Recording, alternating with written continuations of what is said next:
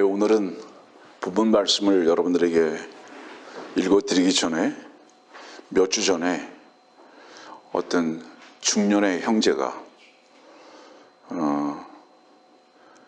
여러 가지 컴퓨터를 통해서 유튜브나 혹은 네이버나 카카오 스토리에 올렸던 어떤 내용들을 잠깐 소개하면서 말씀을 증거하겠습니다. 보라, 와서 보라, 그리고 또 가서 보라. 와서 보고 가서 보고 비판하는 자들이 되지 말고 오직 신실한 마음으로 믿는 자들이 되라. 이런 진리의 말씀이 이 땅에 있었으나 가르치는 자가 없었고 배우는 자들이 없었으나 지금은 있고 이후에도 있으리니 이 말씀이 곧 진리의 말씀을 풀어서 내게 들려주는 말씀이니 들을 귀 있는 자들은 밝히 듣고 깨달아 알지어다. 이 말씀은 그토록 듣고자 하였고 밝히 깨닫고자 하였던 말씀이지만 알지 못하고 듣지 못하고 배우지 못하고 깨닫지 못하던 말씀이지만 밝히 말씀하시니 내게 기쁨이 충만하고 충만함같이 이곳을 드나들며 보고 듣는 모든 이에게 하나님의 영이 임하여 알게 되기를 원하고 원하노니 주 안에서 주 예수 그리스도 안에서 복을 누리라. 하나님의 말씀 김요한 목사님 설교. 이렇게 해서 어떤 중년 형제가 올렸습니다. 이 형제는 지금도 여러 가지 곳곳마다 제가 전하는 말씀을 옮겨 놓으면서 주님을 섬기고 누리고 있는 형제입니다. 저는 이곳에 있으면서 어제 저녁에는 그런 생각을 했어요. 오늘 이 시간이 무척 기다려졌습니다. 여러분들이 보고 싶은 마음도 있었고 또 주님께서 오늘 여러분들에게 선포하라고 주신 말씀이 제 자신에게 큰 은혜가 돼서 오늘 이 시간이 무척 기다려졌고 지난주에는 몇몇 형제자매들의 간증을 통해서 큰 위로와 또 공급을 받으면서 그 간증은 무엇이냐? 자기 자신을 부인하고 다시 주님으로 인한 일으켜짐을 간증하는 그런 시간들을 제가 접하면서 나는 주를 사랑하는 형제와 자매 한 사람 한 사람 또 그 사람이 혹여 숫자가 많지 않더라도 단 한 사람이라도 나는 만족하다. 그런 마음에 깊이 계속부터 채워지는 기쁨이 있었습니다.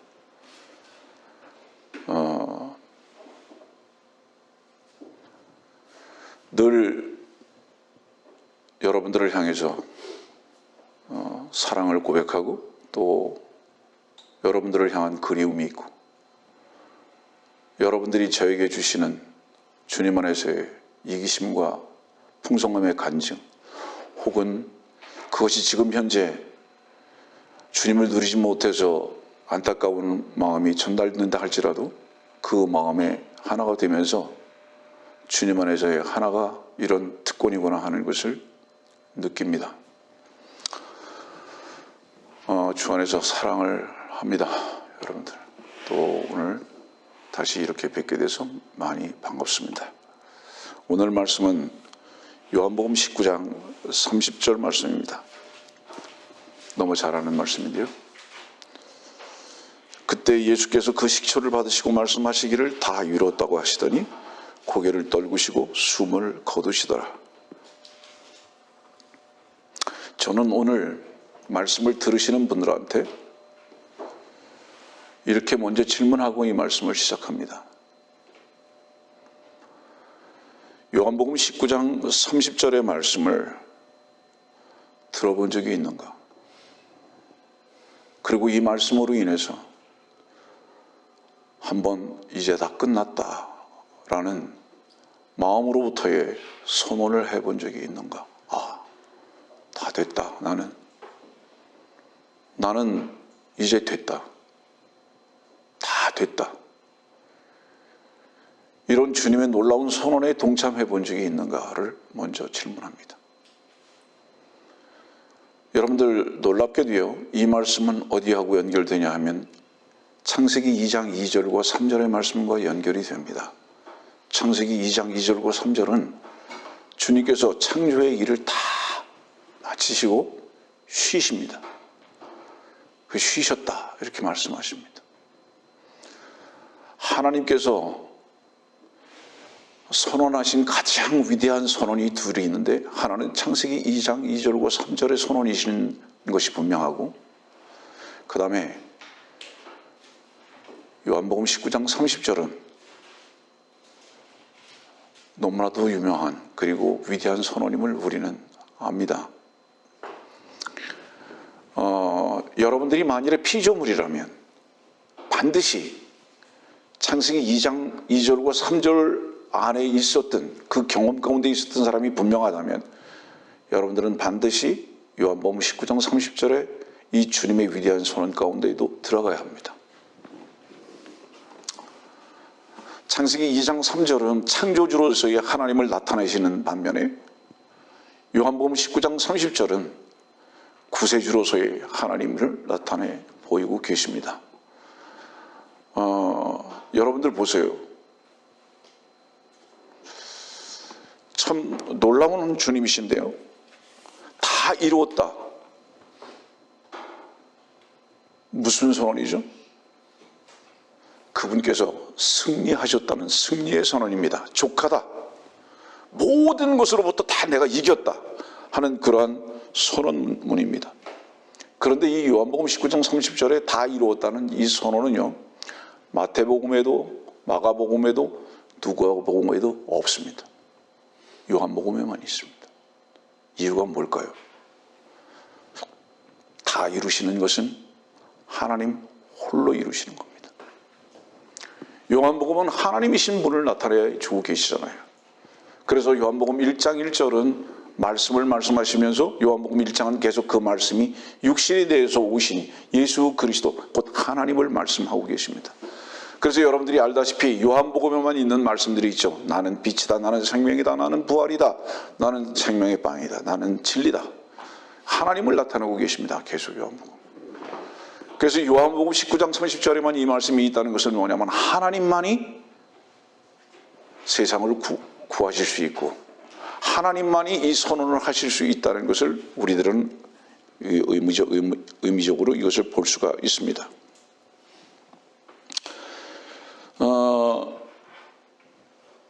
로마서 10장 17절의 말씀을 보면 이런 말씀이 있어요. 그러므로 믿음은 들음에서 나오며 들음은 하나님의 말씀에 의해서니라. 구원받은 사람은요, 요한복음 19장 30절의 말씀을 한 번 들었었을 겁니다. 마음 가운데 한 번 들었었을 거예요. 설교를 듣는 분들, 이 선언을 한 번 들으신 적이 있는가를 질문을 먼저 합니다. 믿음은 들음에서 나오며 들음은 하나님의 말씀에 의해서니라. 요한복음 19장 30절에 이 말씀을 들으신 적이 있는가? 여러분들은 말씀을 듣지 않았는데 무엇을 기대한다는 것은요, 그건 심리작용입니다. 아세요? 말씀이 없이 하나님께서 무엇을 하실 것이다라고 기대하는 것은 믿음이 아니고 심리작용이에요. 이거를 사람들은 오해합니다. 반드시 믿음은 말씀에 근거합니다. 우리가 이렇게 말씀을 귀히 여기는 것은 무엇이냐? 이 말씀만이 능력이시기 때문에 그렇습니다. 제가 처음에 이 말씀을 드렸잖아요. 오늘의 이 설교의 이 시간을 간밤에 기다려놓으라고. 여러분들 누가복음 10장에 보면 이미 기억하실 테지만 무슨 내용이 나오죠? 선한 사마리아 사람이 나옵니다. 선한 사마리아 사람과 등장하는 사람들이 몇몇 사람들이 있는데 한 사람은 제사장이고 한 사람은 레위인입니다. 그리고 선한 사마리아 사람이 나옵니다. 레위인과 제사장은요, 종교인의 행태를 하면서 먹고 사는 사람이에요. 한마디로 얘기하면. 종교인의 행태를 하면서 먹고 사는 사람이에요. 근데 선한 사마리아 사람은 누군지 아십니까? 주 예수 그리스도시고 그분은 양의 목자십니다. 저는 오늘 이런 질문을 가지고 좀 도전적인 자세를 취하고자 합니다. 그게 무엇이냐? 혹여 말씀을 들으시는, 밖에서 말씀을 들으시는 분, 그 교회와 목사가 말씀을 전하는데 게으르거나 의무감으로 말씀을 전하려고 하거나 그 말씀을 전하는 것을 기다림이 없다든가 그 말씀을 전하기 위해서 전 세계 방방곡곡에 돌아다니지 않는다든가 하는 목사라면 그 사람은 사꾼입니다. 아주 딱 하나로 볼 수 있어요. 이유가 뭔지 아세요? 여러분들 누가복음 10장 집에 가서 다시 한번 관찰해 보세요. 사마리아인은요, 여비도 제공합니다. 자기 주머니를 털어서. 사마리아인은요, 나귀도 제공합니다. 자기 나귀도.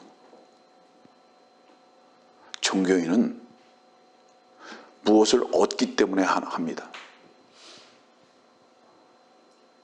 하나님을 섬긴다는 종교적 행태를 하고서 먹고 삽니다. 그게 종교인이에요. 이 제사장도 레위인이에요. 그러나 주의 종은 왜 말씀을 전하느냐? 주의 사랑으로 인한 그 빚진 것이 너무 커서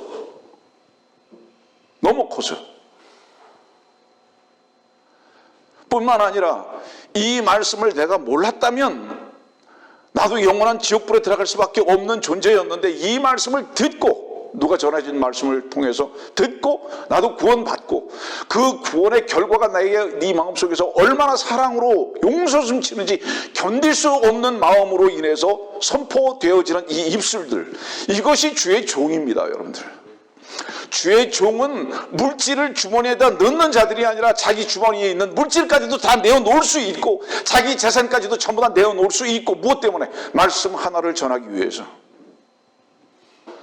그리고 주일이 기다려지는 이유는 무엇이냐면은 빨리 이 말씀을 전하고 싶은 그 간절함 때문에.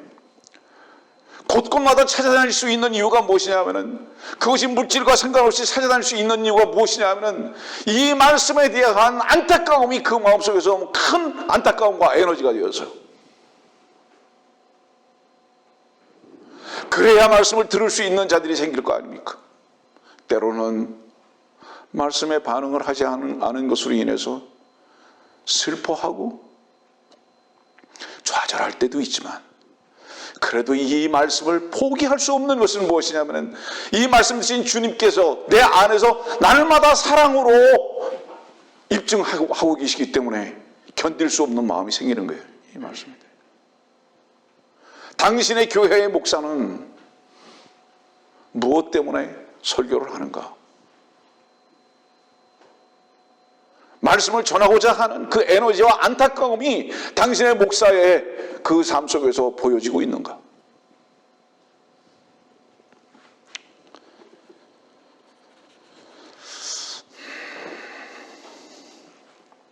말씀 선포에 대한 어떤 소원이나 간절함이, 그런 요구가 분명히 없다면 주님의 사랑도 구원의 가치도 모르는 게 확실합니다.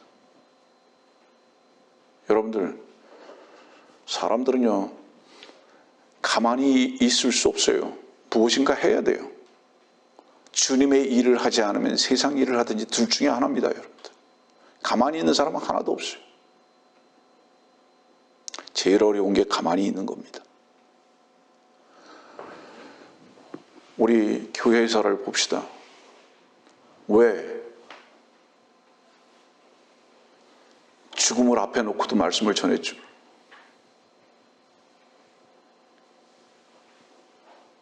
왜 그렇게 모든 사람으로부터 왕따를 당하면서도 말씀을 전했죠? 주의 종의 마음 안에 있는 말씀을 향한 사랑과 열정이 그 어떤 형편도 상황도 어거할 수 없는 겁니다. 이 시대에 과연 이런 주의 종들을 만나 볼 수 있는가에 대해서 굉장히 마음 안타깝게 생각을 하는 겁니다.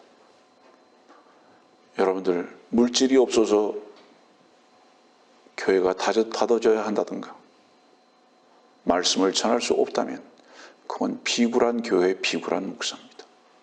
그건 분명히 제사장이나 레위인의 위치에서 종교적 행태를 가지고 살아가는 게 확실합니다. 말씀 전하는 것과 물질과는 전혀 무관합니다. 네. 자, 조금 아까 말씀드렸죠?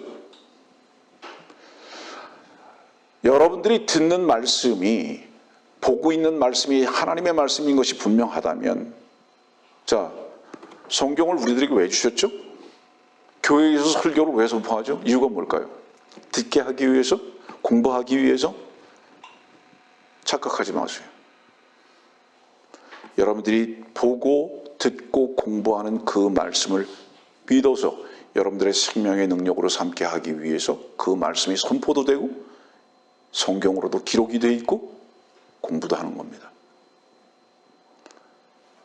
점검해 보세요. 성경을 보는데 능력이 되지 않는다. 그 성경의 그 내용이 하나님이시잖아요. 그 내용이 하나님의 말씀이시잖아요. 근데 그 말씀이 말씀대로 되질 않아요. 그 책임은 불신인 여러분들 자신에게 있습니다. 하나님의 말씀은 살아있습니다. 지금도. 여러분들이 성경으로 있습니다. 그런데 다 이루었다고 하시는 이 말씀은 단순히 뭐예요? 영적인 문제만을 말씀하고 있지 않아요. 모든 것을 말씀하고 있습니다. 여러분들 물질이 없습니까? 건강이 좋지 않습니까?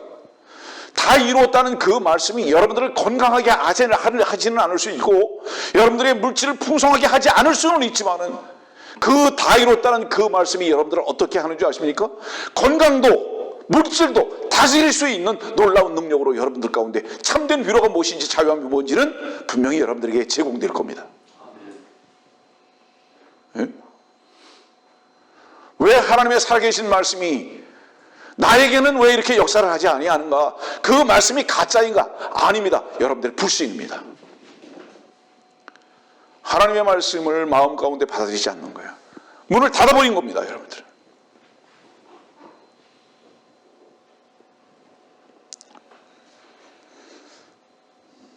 사람들은 심리작용과 믿음을 구분을 잘 못해요. 믿음은 반드시 하나님의 말씀에 근거한 것이고 그거는 능력으로 나타납니다. 그런데 보통 사람들이 자기의 기대감을 심리작용을 통해서 그냥 붙들려고 그러는 거예요. 그러니까 되지가 않아요. 자, 예를 들어 보겠습니다. 제가 여러분들에게 몇 날, 며칠, 몇 시에 어디서 만나자고 말했어요. 식사하자고. 그걸 들었습니다. 거길 가면 누가 있을까요? 거길 가면 분명히 제가 있을 겁니다. 그리고 식사를 같이 하자고 했던 그 사람이 제가 그 식사를 책임질 겁니다. 그런데 자다가 착각을 했어요. 아, 김요한이가 어디서 날 만나자 그랬지. 그리고 혼자 갔어요. 사람도 없고 먹을 것도 없어요. 심리작용이에요. 하나님의 말씀은 살아있습니까? 참되십니까? 왜 이 참되신 하나님의 말씀, 살아계신 하나님의 말씀, 능력의 하나님의 말씀이 나의 삶에서 풍성함을 주지 못할까요? 나는 풍성함을 주지 아니하기로 하나님께서 제한해 놓으셨을까요? 아닙니다. 여러분들이 마음의 문이 닫혔어요. 마음의 문이 닫혔어요. 자, 우리가 얼마나 교만한지 아세요? 얼마나 부패했는지 아세요? 히브리서 11장 봅시다. 히브리서 11장 26절.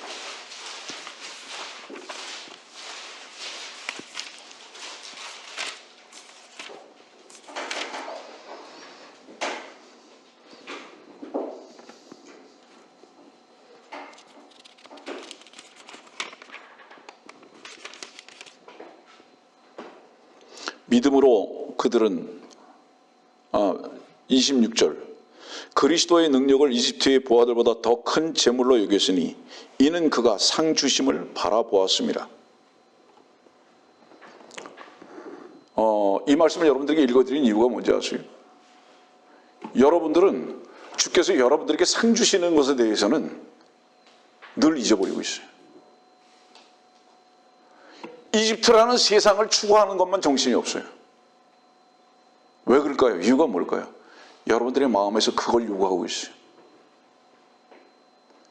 주께서 여러분들에게 상 주시는 분이고 여러분들에게 모든 보상이 되실 것에 대해서 그거를 기대하는 자들이 아니라 내가 세상을 무엇인가를 얻어야 하는 것으로만 늘 생각하고 있는 겁니다.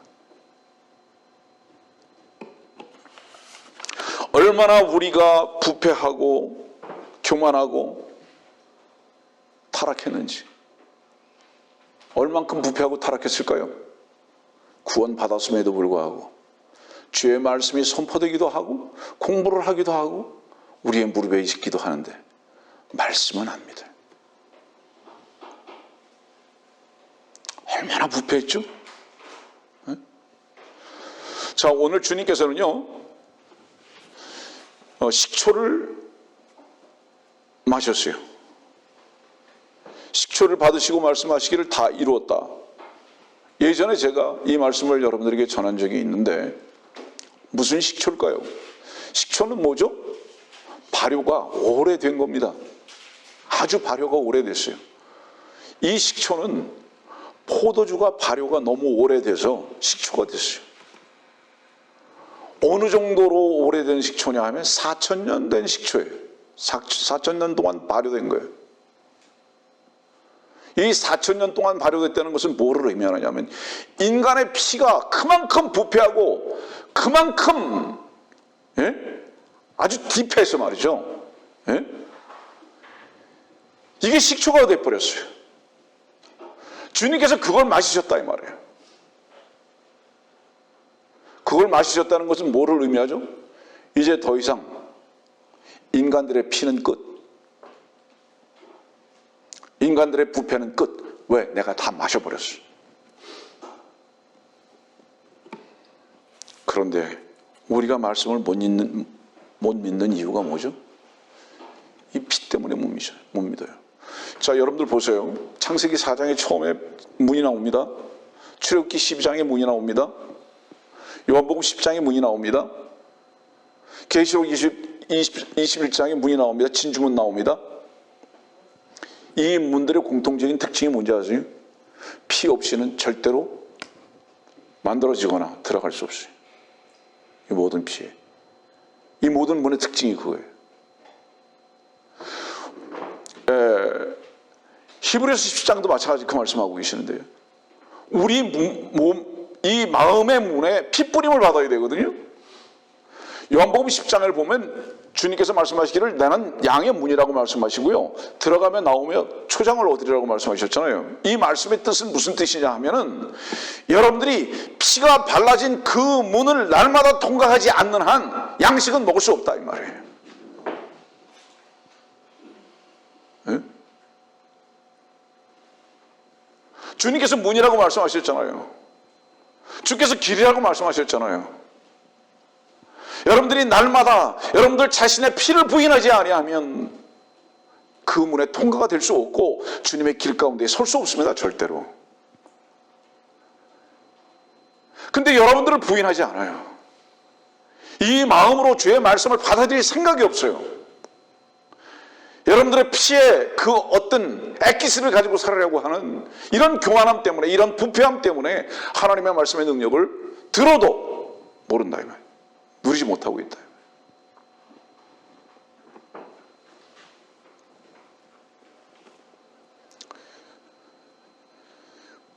여러분들 혹시 술을 마셔보는 분들 계십니까? 술을 마시면요 반드시 무엇이 필요로 하는지 아세요? 물을 필요로 해요. 목말라요.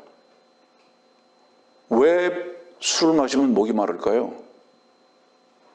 피를 끈적거리게 하는 거죠. 물 마시고 싶어요. 주님이 왜 목마르다고 했는지 아세요, 여러분들?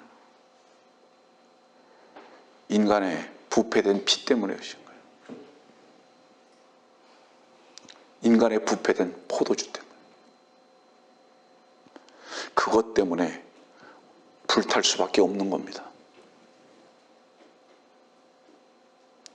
주께서 우리를 날마다 왜 부인하라고 말씀하시는지 아세요? 이 취한 것, 술 취한 거를 가지고요, 이 포도주에 취한 것을 갖다가 정신 차리려면 그 문을 통과할 수밖에 없어요. 그래야 정신 차리는 거예요.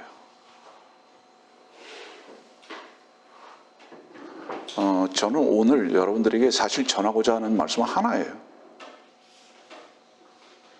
하나님의 말씀을 아는가? 아니. 믿는가?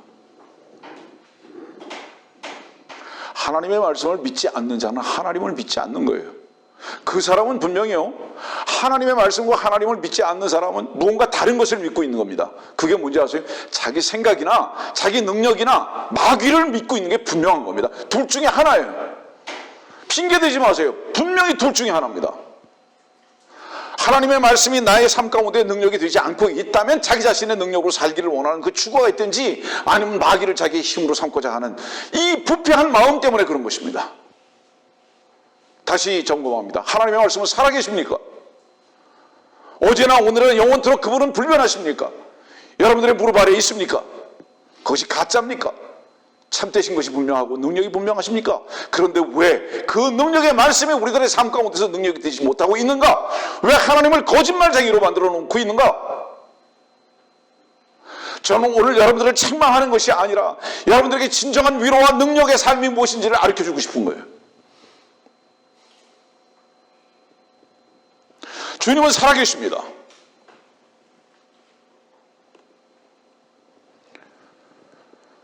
하나님의 말씀을 덮어놓고 믿는다는 것은 얼마나 어리석은 일인지. 여러분들, 성경이 뭐예요? 성경이 약속이잖아요. 약속은 무엇을 전제로 하죠? 반드시 그대로 할 것이라고. 하나님이 신실하신 것이 분명하다면, 그분의 약속이 분명하다면 그 말씀대로 될 것이 분명하지 않습니까, 여러분들? 그리스도인에 그러기 때문에 문제는 단 한 가지밖에 없는 것입니다. 믿음 없음입니다. 그 어떤 것도 아니에요. 물질 없습니까? 가정이 화평치 않습니까? 무슨 어떤 문제들이 있습니까? 그것들을 능히 이길 수 있는 말씀이 계십니다. 그것들로부터 능히 자유케 하실 수 있는 진리가 계시다고요. 그 모든 것들 속에서도 찬송할 수 있는 찬송의 주님이 계시다 이 말이에요. 우리는 대책 없는 자들이 아니라 참되신 대책이 되시고 참된 능력이 되신 주의 말씀이 계시다는 것을 잊지 말아라, 이 말씀을 여러분들에게 드리는 거예요.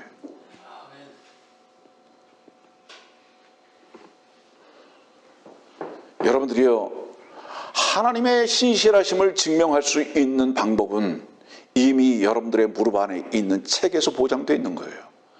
그 성경의 책을 믿어보세요. 그분의 신실하심은 즉각 그대로 입증될 것입니다. 어떤 사람들은 그래요. 나는 성경은 모르지만 기도는 항상 한다, 많이 한다. 기도 어디서 해야 하는 기도인지 아세요? 무엇으로 해야 하는 기도인지 아세요? 지 소원대로 하는 것이 기도가 아니고요, 성경으로 인해서 하는 게 기도예요. 성경을 떠난 기도도 없어요. 성경을 떠난 경배도 없고, 성경을 떠난 섬김도 없고, 성경을 떠난 축복도 없고. 성경은 모르는데 기도는 잘한다고요? 미친놈의 새끼들 같으냐고. 정신 나간 거죠? 그게 무당 같은 거예요, 이게.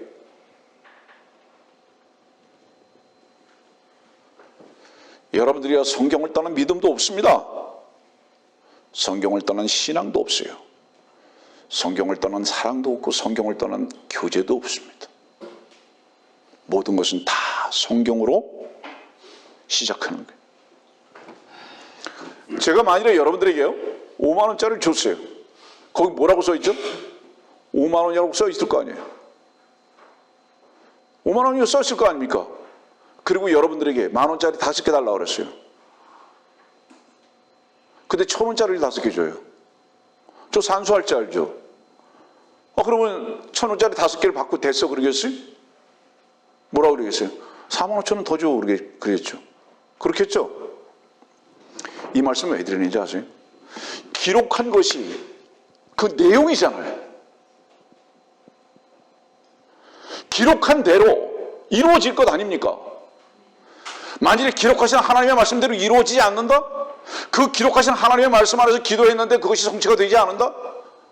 주님께 따지세요. 그러면 돼요. 예? 주께서 말씀을 이렇게 신실하게 기록해 놓지 않으셨습니까? 여러분 성경 왜 기록해 놓으신 거예요? 나의 신실함을 입증하겠다. 이 증거를 주신 거 아닙니까? 여러분들 이 성경. 나는 이 성경들 반드시 너희에게 입증할 것이다. 이것을 전제로 해서 약속의 말씀을 우리들 가운데 주시지 않았느냐 이 말이에요. 기록되지 않았느냐 말이죠. 그러면 그 말씀은 어떤 것이었죠? 주께서 평안해 주라고요. 주 안에서 감사할 수 있다고요. 모든 것을 이긴다고요. 성경에만 그렇게 기록되어 있다고요. 그 성경 안에서 기도해 보세요. 그 말씀대로 반드시 될 겁니다. 믿고 하는 기도를 왜 주님께서 안 들으십니까?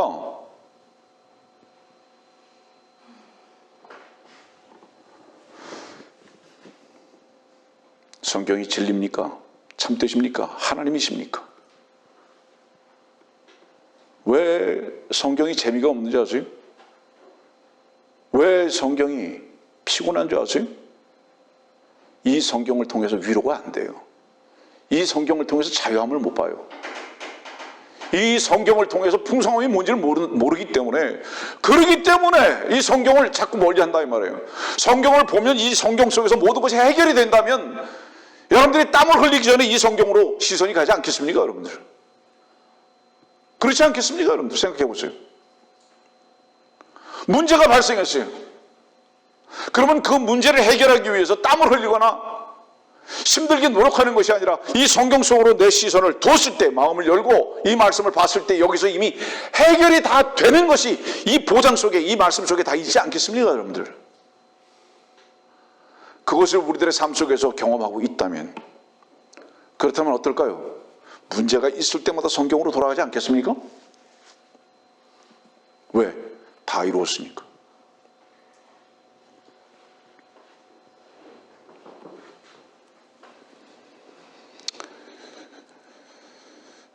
하나님의 말씀이 분명히 기록됐는데 기록된 말씀을 보지 않고 믿는다고요?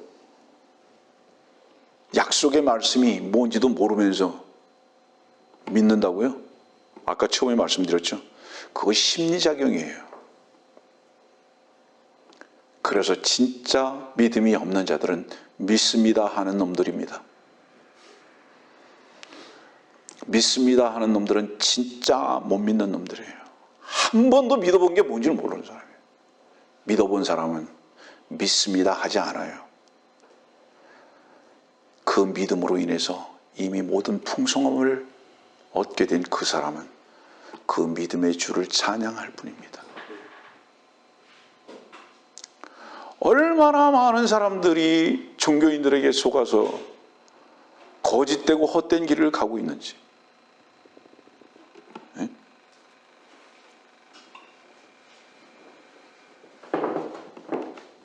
성도들이여, 여러분들이 주님의 풍성함을 얻지 못하는 유일한 이유,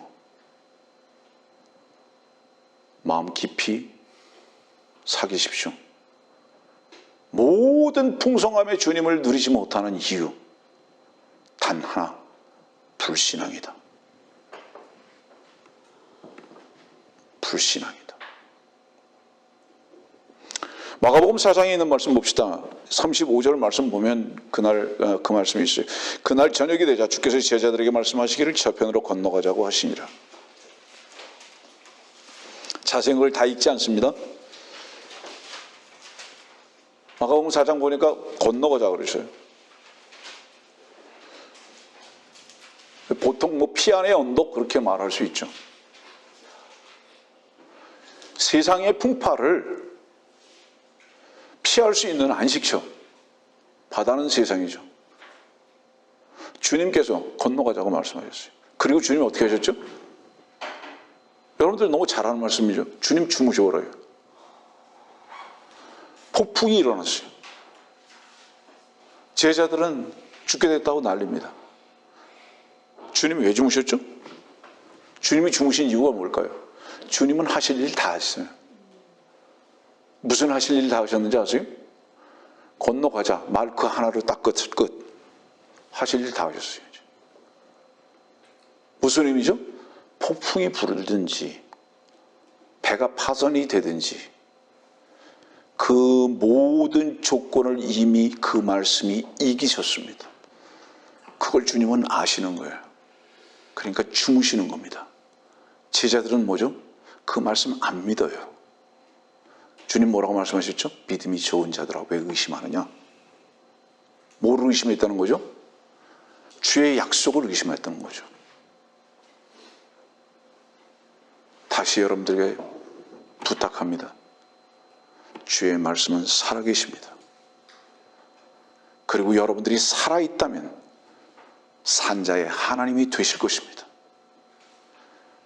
죽은 삶을 사는 거예요. 그 죽은 삶이 뭐죠? 자기로 살라고 한다 이 말이에요.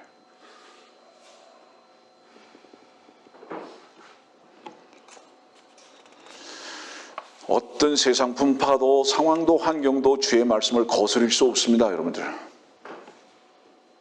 주님은 창조주이실 뿐만 아니라 구속주이시기 때문에 그렇습니다. 다시 말하면 보이는 모든 일들과 보이지 않는 영적인 어떤 일들까지도 주님이 주가 되셨습니다. 이미. 그렇기 때문에 그 어떤 것들도 그의 말씀을 거절할 수 없고 이길 수 없음을 여러분들의 삶 가운데서 확인하는 날들과 시간들이 되는 것, 이것이 그리스도인들의 특권이다. 우리는 다른 것을 필요로 하는 것이 아니다. 이미 우리들에게 주어진 이 약속과 보장을 날마다 확인하면서 어디서 말씀 속에서 믿고 확인하면서 살아가는 자들이다. 그래서 우리는 담대할 수밖에 없는 자들이며 우리는 풍성할 수밖에 없는 자들이며 우리는 찬송할 수밖에 없는 자들이다. 확인하라. 어디서? 주의 말씀을 믿음으로써.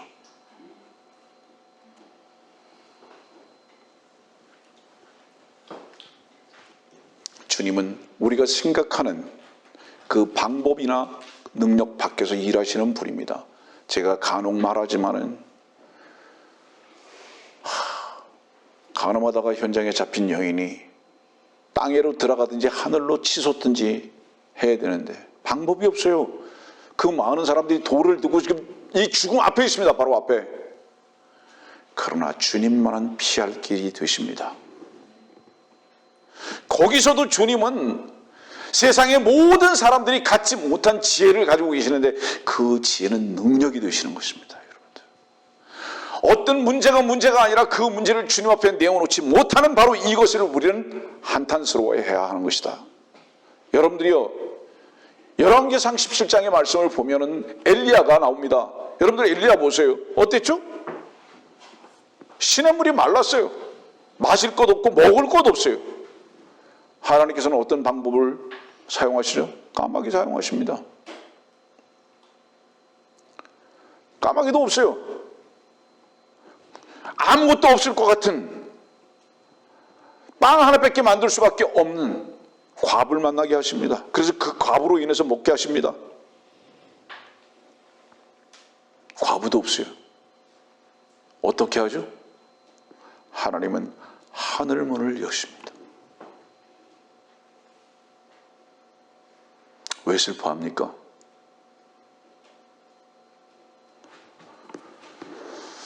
하나님이 아버지십니까? 염려와 걱정은 아버지의 몫입니다.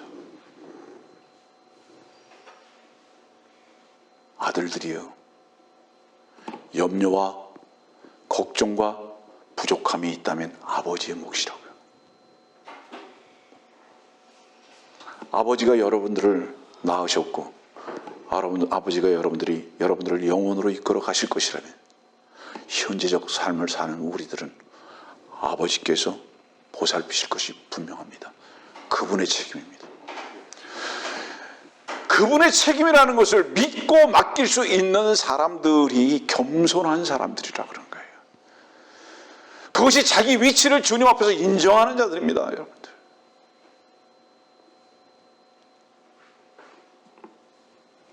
상황이 어렵다고요? 힘들다고요? 아닙니다. 절대로 아니고 주의 말씀 하나를 믿지 못하고 있는 것입니다. 주님은 여러분들이 어떤 어려움 속에서도 공급처가 되시고, 주님은 어려운 여러분들에게 영육간의 기적의 손길을 베푸실 것이 분명하십니다.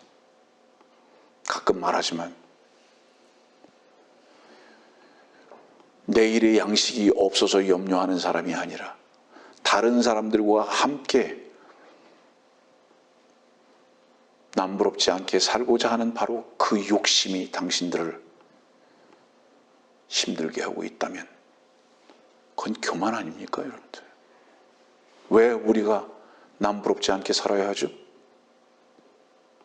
그리고요, 남부럽지 않게 살 수 있는 사람은 이 세상에 한 사람도 없습니다. 다 남들을 부러워해요. 눈에 보이는 대로 욕심만 가지고 살아가기 때문에, 그래서 그렇습니다. 주님 한 분으로 만족할 수 있고 그분이 나의 아버지시라는 것을 결코 잊지 않는 사람들. 그러면 뭐예요? 문제는 믿음이 없는 것 단 하나입니다. 하나님을 믿지 못하는 이유가 뭐죠? 하나님의 능력의 팔은 계산되지 않아요.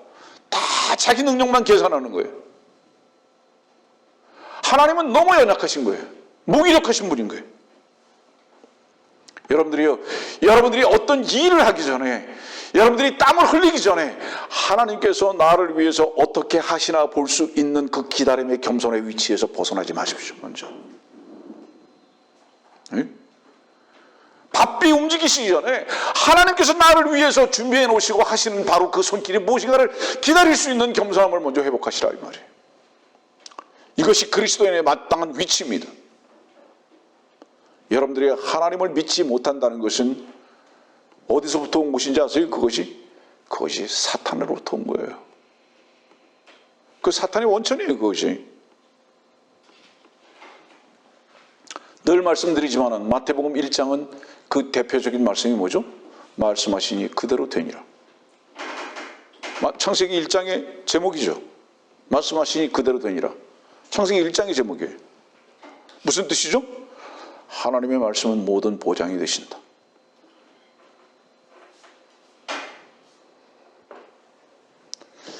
자, 죄가 뭡니까 그러면? 죄는 한 가지입니다. 믿지 못하는 것이 죄입니다. 왜? 마귀가 믿지 못하게 하기 때문에. 마귀는 이렇게 말합니다. 너를 쓰라고. 너를 쓰는 것을 나를 의지하는 거라고. 그것은 세상을 의지하는 거라고. 그러니까 너를 쓰라고. 너를 쓰면 세상과 마귀인 나를 의지하게 될 것이라고. 너를 쓰라고. 주님은 그것을 부인하라고 우리들에게 말씀하십니다. 대책 없이요? 아니, 참된 풍성함의 대책을 가지고 그렇게 말씀하세요. 약속이라고. 근데 마귀의 말에 귀를 기울이고 있어요.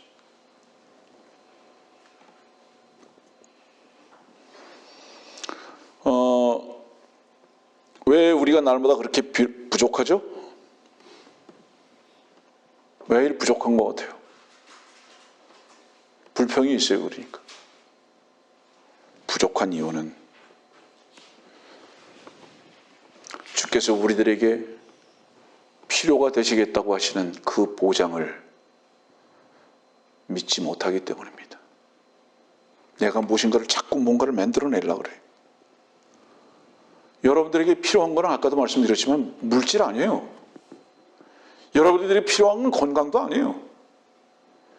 여러분들에게 필요한 것은 세상에서의 어떤 성취도 아니에요. 여러분들에게 참으로 필요한 건 뭔지 아세요? 그 모든 것을 다스릴 수 있는 주의 말씀의 능력이에요. 그 하나가 여러분들에게 필요한 거예요. 우리는 정신 차려야 합니다. 우리가 주님 한 분을 얻는다면 부족한 것이 없을 것입니다. 여호수아 1장 3절의 말씀 보면 내 종 모세가 죽었으니 이제 너와 이 모든 백성은 일어나 이 요단을 건너 내가 그들 즉 이스라엘 자손에게 주는 그 땅으로 가라. 내가 모세에게 말한 대로 너희의 발바닥으로 밟을 모든 것을 내가 너희에게 준 것이라. 너희에게 준 것이라. 지금 발바닥으로 밟으래요. 누구 땅입니까 이게? 지금 현재는 여기 카나안 땅이에요. 그 땅이 팔레스타인 땅이잖아요. 근데 그 땅을 발바닥으로 밟으래요. 아직은 소유가 되지 않았지만 밟으래요. 밟으래요.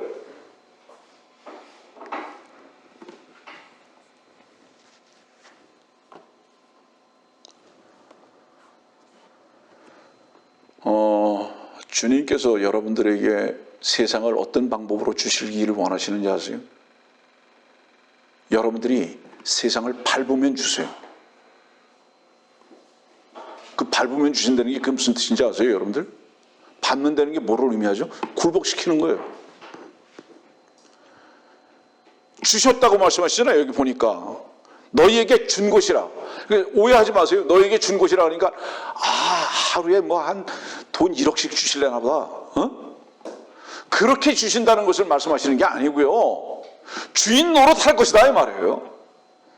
그것 때문에 비굴하거나 그것 때문에 울거나 그것 때문에 괴로워하거나 거기에 묶여있는 삶을 살지 아니하고 그것을 밟아버리는 주인의 위치에 너를 세울 것이다 이 말씀이에요. 이것이 주인된 위치로 돌아가는 것입니다. 여러분들. 여러분들이 물질을 요구한다면 그것 때문에 걱정한다면 그 물질의 종의 삶을 사는 것이 분명하잖아요.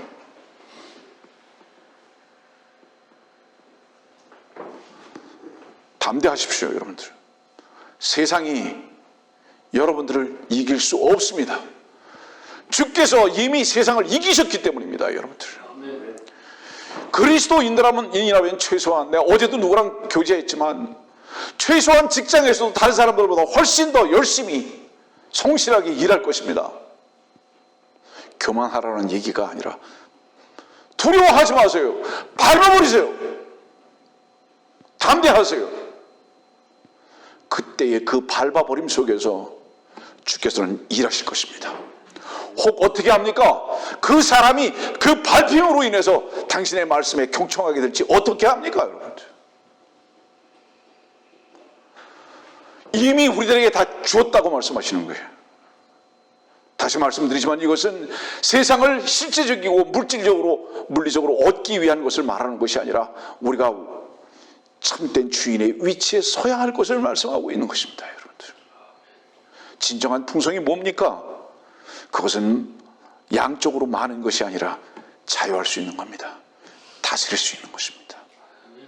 네? 우리는 그 위치에 있어야 하는 겁니다. 여호수아 6장 1절의 말씀을 보면 그때 여리고는 이스라엘 자손들로 인하여 굳게 닫혀 있어 아무도 나가거나 들어가는 자가 없더라. 여리고 성은 굳게 닫혀 있어요. 자, 출애굽기 보면은요, 이스라엘 백성들이 다른 여리고로 비교되고 있는 이집트를 떠나올 때 피를 바릅니다. 그리고 떠나요. 여리고 성이 왜 굳게 닫혀 있는지 아세요? 여러분들의 세상을 향한 그 장막을 친 여러분들의 마음이 굳게 닫혀 있다 이 말이에요. 열리질 않아요.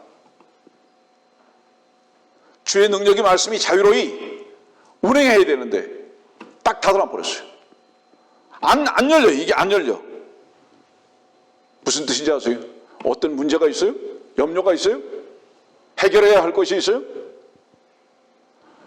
이걸 열면 주께서 들어오셔서 그 모든 문제의 해결이 되실 텐데 딱 닫아놓고 내가 하자. 내가 하자. 주님께서 문을 열으셔요. 두들기시면서 내가 가서 해결할게. 네 마음에서 해결할게. 안 열어요. 안 열어요.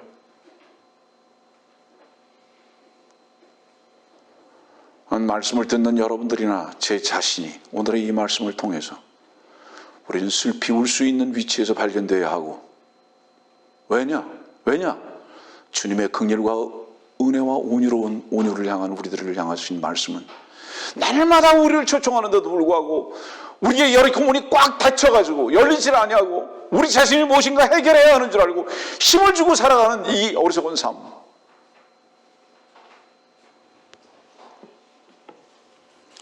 여러분들의 모든 문제들은요, 주의 말씀만이 파괴시킬 수 있어요.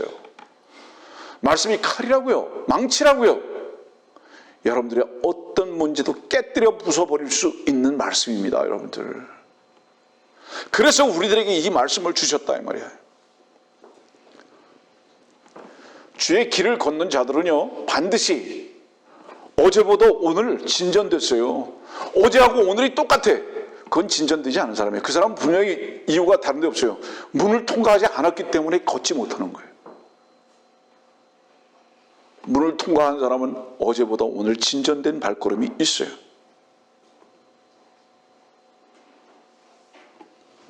우린 넘어질 수 있어요.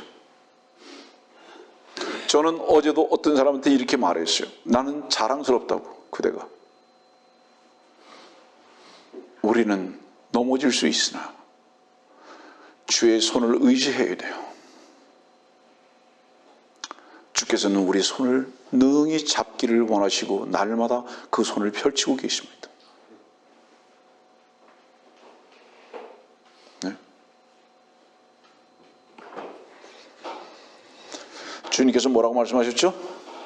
밟으라고, 가라고. 근데 계속 주저앉아 있어요. 여러분들, 주님께서 왜 우리 안에서 말씀이 보장이 되겠다고 말씀하시는지 아세요? 두 가지 이유 때문이에요. 하나는 주의 말씀이 여러분들의 삶 속에서 세워져야 하기 때문에 그렇습니다. 주의 말씀은 능력이시구나. 주의 말씀은 강하시구나. 주의 말씀은 살아계시구나. 이것을 여러분들의 삶 속에서 입증하셔야 하기 때문에, 그렇기 때문에 믿으라고 말씀하시는 겁니다. 또 하나는 뭐죠? 그 믿음으로 말미암아 여러분들의 문제가 실질적으로 밝혀져야 하기 때문입니다. 이 두 가지 문제 때문에 주님께서는 우리들에게 믿으라고 말씀하시는 거예요. 믿고 있습니까, 여러분들? 예? 여리고성은 열리기만 하면요, 말씀의 칼로 도륙을 낼 것입니다. 항복을 반드시 받아낼 거라고요. 창세기 24장 61절의 말씀 보면, 리브가가 일어나서 그녀의 몸종들과 함께 낙타들을 타고 그 사람을 따르니 그 종이 리브가를 데리고 그의 길을 가더라. 어떤 사람이 리브가한테 왔습니다. 이 사람 누구죠? 아브라함의 종입니다. 여러분들은 공부했을 거예요. 이 성령이죠. 왜 왔죠? 이삭하고 결혼시키기 위해서 리브가한테 왔어요. 그리고 이 리브가가 이 사람을 따라서, 성령을 따라서 낙타를 타고 갑니다. 성경에서 이 낙타는 뭐를 의미하죠? 고난입니다. 성령은요, 여러분들을 어디로 인도하시는지 아세요? 낙타에 태워서 신랑에게 인도하신다. 너무 걱정하지 마세요. 그러죠. 광야의 길에 여러분들의 인도자인 정독이 있고요, 위로자인 성령이 계시고요, 여러분들을 태운 낙타도 있고요, 무엇보다도 여러분들 지금 들 밖에서 기다리고 있는 이삭이 있어요. 신랑이 있어요. 주의 말씀을 여러분들이 듣게 되면 반드시 주께서 인도하시는, 성령의 인도하심을 따라서 걷는 길이 있어요. 어디로 향하고 있죠? 이삭으로 향하고 있습니다. 우리는 육신으로 났어요. 그래서 요한복음 3장은 그러잖아요. 육신으로 난 것은 육이라고. 그러나 또 성령으로 난 것은 영이라고. 거듭난 사람이 분명합니까? 육신으로 태어난 사람은요, 반드시 해야 할 일이 있어요. 창세기 12장 보세요. 아브라함이 떠나죠. 리브가가 떠나죠. 왜 리브가가 아버지 집을 왜 떠나는지 아세요? 아브라함이 왜 고향 친척 아버지 집을 왜 떠나는지 아세요? 왜 떠나야 하는지 아세요? 그건 육을 가리키고 있기 때문이에요. 여러분들은 날마다 문을 통과해서 어떤 길을 가야 하는지 아세요? 성령의 인도함을 따라서 이 육을 부인하면서 가야 돼요. 이것이 성령께서 우리들을 이끌어 가시는 인도하심의 길이에요. 근데 그냥 주저앉아 있단 말이에요.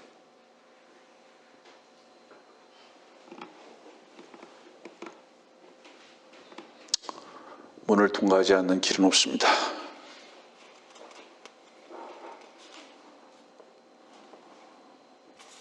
말씀을 정리하겠습니다. 많은 사람들이 주여합니다. 하나님 사랑한다고 합니다. 하나님 그 고백 받아들이실까요? 그대로.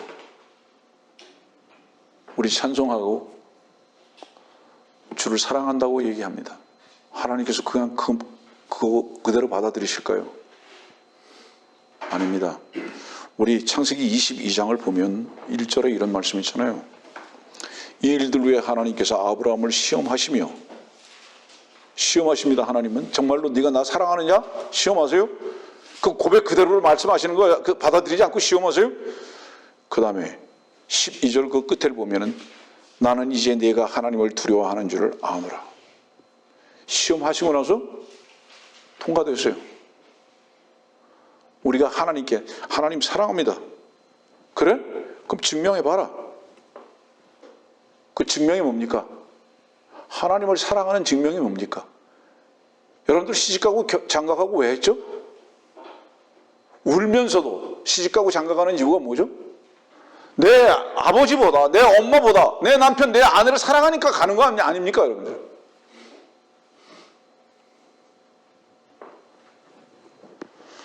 하나님을 사랑하는 게 분명합니까? 세상보다, 내 육보다 그분을 사랑하는 게 분명하다면 하나는 버려져야 하는 거 아닙니까, 여러분들? 하나는 부인해야 하는 거 아닙니까, 여러분들?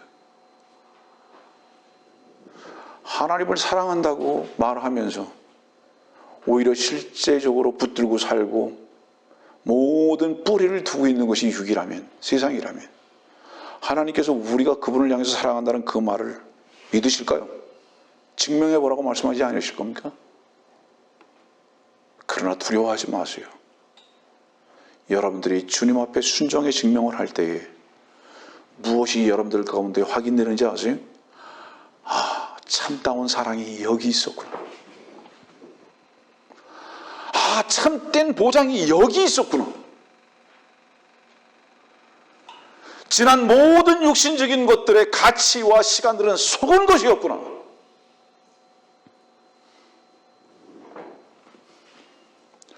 왜 사람들이 미로의 길을 걷는지 아십니까, 여러분들?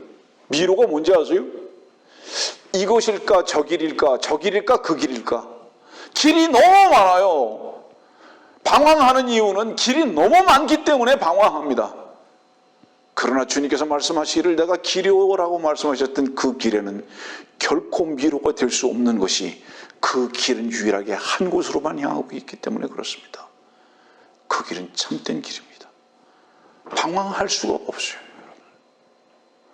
왜 우리들이 불확실하냐? 너무 기회를 많이 보는 거예요.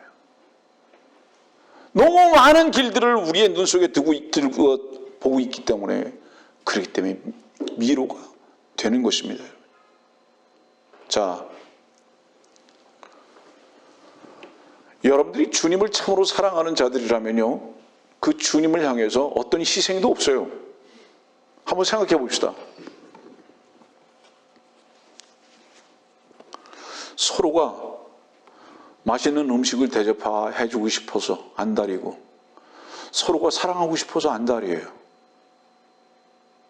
그 사람이 받을 것을 계산할까요? 참다운 사랑의 특권은 뭔지 아세요? 줄 수 있는 것의 특권을 누리는 거예요. 그렇잖아요, 여러분들. 주님께서 우리들에게 무엇인가를 요구하세요. 그것이 뭐죠? 생각해 보세요. 그분께서 우리들에게 요구하시는 것은 배설물들 뿐입니다. 네? 왜 몸을 드리라고 말씀하시는지 아세요? 그거를 네가 쓰면 배설물이지만 내게 가져오면 산재물이 되는 거야. 주님께서 필요한 거 하나도 없으세요. 주님께서는 모두가 다 배설물로 여기시는 거예요. 그러나 배설물을 주님께 내어놨을 때 주님께서는 우리들에게 뭐를 주시는지 아십니까? 특별한 것을 주시는 것입니다, 여러분들. 그것이 뭐예요? 주께서 우리들에게 주시는 것은 모든 것이 크고 모든 것이 특별할 뿐입니다. 여러분들은 이것들을 얻고 살아가느냐 이 말이에요. 자, 큰 특권을 누리고 있는가? 정말로 큰 특권을 누리고 있는가? 그 사람은 주님께 큰 것을 배설물로 내어놓는 게 분명합니다. 그 사람은 분명히 큰 특권을 누리고 있는 게 확실해요. 교제가 뭡니까? 성경에 교제 그러는데 뭐를 교제라고 그러죠? 주고받는 게 교제라고 그러잖아요. 일방적으로 받기만 하면 그게 교제입니까? 주님께서는 우리들을 향해서 뭐를 요구하시는 거예요? 교제를 요구하시죠. 그 교제는 무엇을, 어떤 교제일까요? 조금 아까 말씀드렸잖아요. 불신앙이라는 죄 가져와라. 세상이라는 배설물 가져와라. 대신에 나는 너에게 믿음의 능력을 줄 것이고 참된 소망을 너에게 베풀 것이다. 교환하자는 거죠. 이게 교제죠. 주님께서는 여러분들에게 교제하자고 말씀하십니다. 한 곳을 더 보죠. 야고보서 2장 22절 말씀 봅시다. 야고보서 2장 22절 이 말씀만 읽고 마치죠. 믿음이 어떻게 그 행함과 더불어 작용하였으며 믿음이 행함으로 온전케 되었음을 네가 보느냐? 나의 형제들아, 14절, 나의 형제들아, 만일 누가 믿음을 가지고 있다 하면서 행함이 없다면 무슨 유익이 있겠느냐? 믿음이 그를 구원할 수 있겠느냐? 이게 무슨 말씀이냐 하면 믿음은 반드시 행함을 수반한다라는 말씀입니다. 불이 났기 때문에 불이 났다고 소리 지르다면 그 소리를 들었으면 그 사람이 그 집에 앉아 있지 않습니다. 그렇죠? 주의 말씀은 우리들에게 모든 보장이 되셨어요. 그 말씀을 믿었다고요. 듣고 믿었다고요. 여러분들은 여러분들의 위치에 그냥 앉아 있을 수 없습니다. 주께서 인도하시는 길 가운데에서 발걸음을 뛸 겁니다. 여러분들이 만일에 발걸음을 뛴다면 여러분들이 밟는 모든 길들은 여러분들의 종이 될 것입니다. 주께서 우리들을 그렇게 부르고 계신 거예요. 주님은 우리들에게 말씀하시고 계십니다. 이제 우리들 것이 남아있어요. 이제 반응하고 뛰쳐나가는 겁니다. 주님은 수고하고 무거운 짐진 자들아 다 내게로 오라. 내가 너에게 쉼을 주리라고 말씀하셨습니다. 주님의 말씀의 보장이죠. 결론 내립니다. 오늘의 말씀을 들으면서 여러분들은 위치를 어디서 발견했습니까? 아, 나의 교만은 구제불능이다. 진짜 나의 교만은 구제불능이다. 여러분들 스스로가 보장이 되려고 하는 한 미안하지만 실패할 것입니다. 여러분들의 땀의 노력의 결실을 얻고자 하는 한 그 결실은 반드시 다 익지 못하고 땅에 떨어질 것입니다. 왜? 주께서 우리를 참다운 사랑으로 사랑하시기 때문입니다. 그래도 배설물을 가지고 몸부림치려 하시렵니까, 여러분들? 정말로 구제불능입니까? 단 하나의 존재만입니다. 사탄 마귀만 영원한 불 속으로 들어갈 것입니다. 우리는 이미 요한복음 19장 30절의 말씀을 마음 가운데 듣고 믿고 경험한 사람들이라면